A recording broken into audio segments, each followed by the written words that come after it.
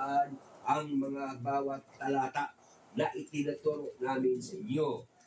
O, kagaya nito, isulat ang 5 bagay na ano ang dapat iwasan para magkaroon ng kalusugan ang inyong katawan.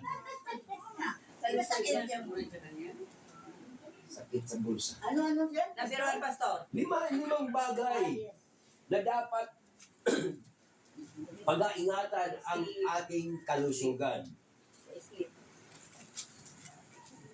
Is number 1, number 2 is, number 3 is, number 4 is.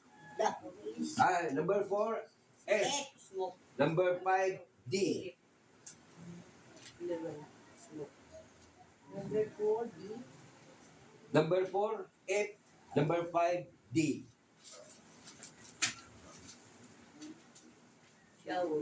Kung tayo ay sa number 1 dapat bago matulog, pagkatapos kumain, saka pa matulog, 2 oras ang pagitan bago matulog ng alas 10 hanggang alas 4 ang oras.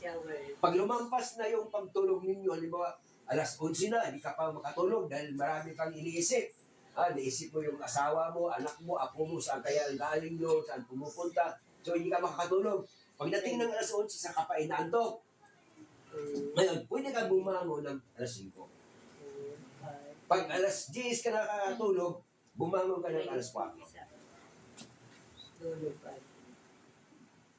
Okay, so number 2. Anong number 2? Smoke.